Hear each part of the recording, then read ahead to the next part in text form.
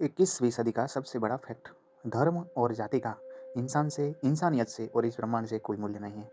क्योंकि मानव इतिहास में 4500 से ज़्यादा जातियाँ बनी और 4500 मिट भी गई।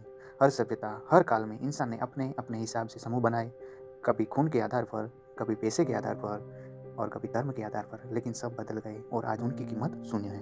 तो आज हम जिस जाति पर लड़ रहे हैं वो भी 100-200 साल बाद किसी किताब में सिर्फ एक पेपर बनकर रह जाएगी।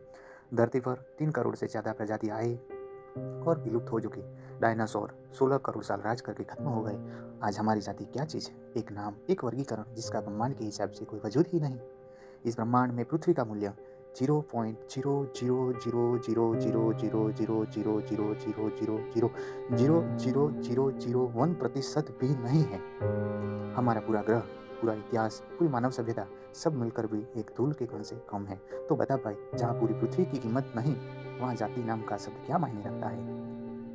हम सब 99.9% डीएनए से एक जैसे हैं। जाति, धर्म, भाषा, देश सब मानव द्वारा बनाए गए लेबल है। विज्ञान के अनुसार हर इंसान लगभग एक ही जैसा है। जो 0.1% अंतर है वो भी रंग, कद, दिखावट का है, चरित्र का नहीं। 2 करोड़ से अधिक मानवीय सभ्यताएं पृथ्वी पर खत्म हो चुकी है। हड़प्पा, माया, मिस्र, रोम ऐसे कई आई और एक है, सबका अंत हुआ। किसी की जाति, किसी की विरासत, कोई नाम कुछ नहीं हो सकता। तो हम इस पर कमल कर रहे हैं। इस धरती पर हम आए भी कुछ नहीं लेकर और जाएंगे भी कुछ लेकर नहीं। अंत में न जाति साथ आएगी, न धर्म, न रुतबा, न जात पात का अहंकार, सिर्फ कर्म, चरित्र और लोगों की दुआएं साथ आती है। और हाँ भाई, बद्दुआ फ्री में मत लो। और असली सीख तो ये है कि हम इस धरती का भी कुछ नहीं, यह धरती इस ब्रह्मांड का भी कुछ नहीं और ये ब्रह्मांड शायद किसी और बड़े अस्तित्व का भी कुछ नहीं। तो यहाँ किसी से नफरत, जाति, अहंकार सब बेकार है। दुनिया में बस एक ही चीज़ बचती है, इंसान का दिल और उसका कर्म। बाकी सब समय के साथ धूल बनकर गायब हो जाता है।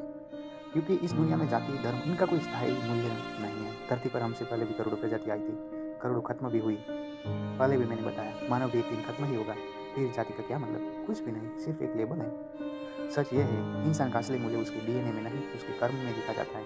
लेकिन हाँ, कर्म और व्यवहार डीएनए को प्रभावित करते हैं। ये विज्ञान एपिजेनेटिक्स इसे कहते हैं। तुम जैसे व्यक्ति का स्वभाव, अनुशासन, अच्छाई, डर, आदतें तुम्हारे जीनी पर स्विच ऑन ऑफ करते हैं। मतलब तुम जैसा बनते हो वैसा तुम्हारी अनबन ही बनती है। इसलिए महान बनना सिर्फ खुद के लिए नहीं, अपनी आने वाली 7 पीढ़ियों के लिए भी जरूरी है। अगर तुम सच्चे, शांत, दयालु, अनुशासित, मेहनती हो तो तुम्हारे डीएनए की अच्छी सेटिंग तुम्हारे बच्चों में चाहिए।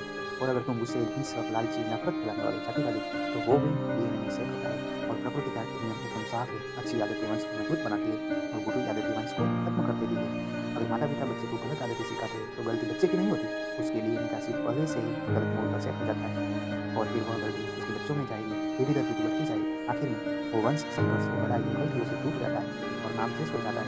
इसलिए इतिहास में हजारों वंश खत्म हुए। प्रकृति का नियम है, केवल अच्छी विरासत आगे बढ़ती है। जो वंश शांत, सक्षम, न्यायप्रिय, दयालु, मेहनती होते हैं, प्रकृति उन्हें बचाती है। केवल झगड़ा, नफरत, हिंसा, लालच, गलत आदत में डूब जाते हैं, प्रकृति उन्हें कामयाब नहीं करती। यही वजह है कि हर धर्म, हर सभ्यता, हर देश में महान बनो, चरित्र बनाओ पर इतना जोर दिया गया है। इस विशाल ब्रह्मांड में धूल के